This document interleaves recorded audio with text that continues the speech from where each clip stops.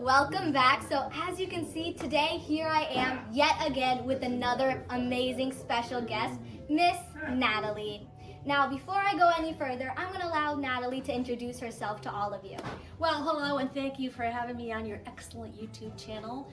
My name is Natalie Magden and I am the proprietor and manager of Magden Music and Elephant, and my friends call me Nat the Cat because I rescue cats as well.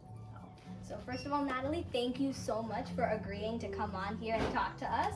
I really do appreciate it.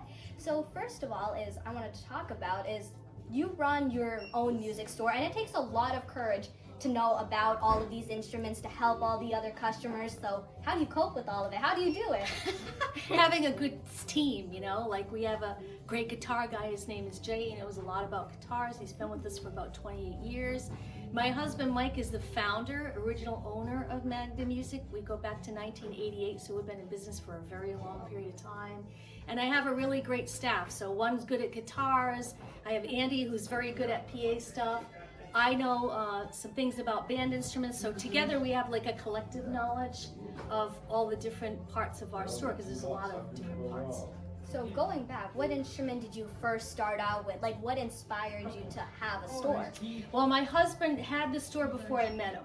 Oh. So I'm kind of a Johnny-come-lately, but I do play. My father, who just passed away, God bless him, he was a music educator, so he started us all off on piano, and then I fell in love with the clarinet, and then I took the alto clarinet, a little trumpet. So I have a little bit of, you know. So you're on a woodwind type of thing. Yes. Woodwinds. Yes. Not too much on strings?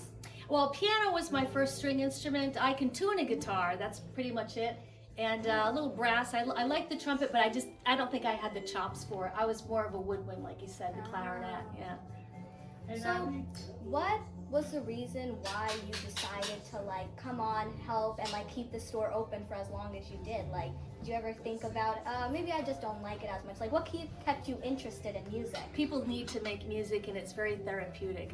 People love to play musical instruments, and it keeps them out of trouble. It's good for your brain. Like you are a violinist, and I tell people violin is great brain food. These are not priced. What do you price on these? Okay, go ahead. I usually just type in the SKU. Oh, there's no price on them? See, that's what happens. As a manager, you have to kind of be able to be in all different types of... Multitasking. Yeah, you have to do some multitasking. Even when you're in the middle of an interview, you have to know what to do. I'll be right there, Jay. So, how did you sell a lot of instruments Yes, here, we right? do, yeah. So, how do you like memorize, like, oh, this instrument's here, this instrument's there, or this does that, this does this? Like, how do you keep it all straight? Well, we're a very organized store, as you can tell. I can definitely see Everything it. has price tags on it because I don't like people to guess how much they're going to be paying for something. And the guitars are in one area. All the band instruments are in another. So it's good to have an organized store. When people come in, they know where everything is. All right, now just a couple more questions Sure. for you. This is a semi-hard one, but what would you say is your favorite instrument of like all time?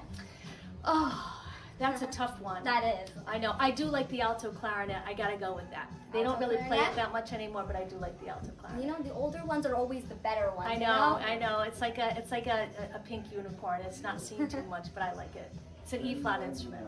And our very last question is, what advice do you have for the future generation who's going to be playing music, like how to keep them engaged so that they don't give up because they just can't do it? Like, what Right. advice do you have to them? I would say number one, stick with it.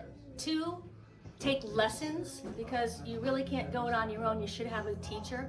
And three, if you're going to take a musical instrument, stick with it for at least 6 months so you can at least wrap your head around what it is. Don't give up, you know. And then if you don't like it after the 6 months, at least you have that knowledge.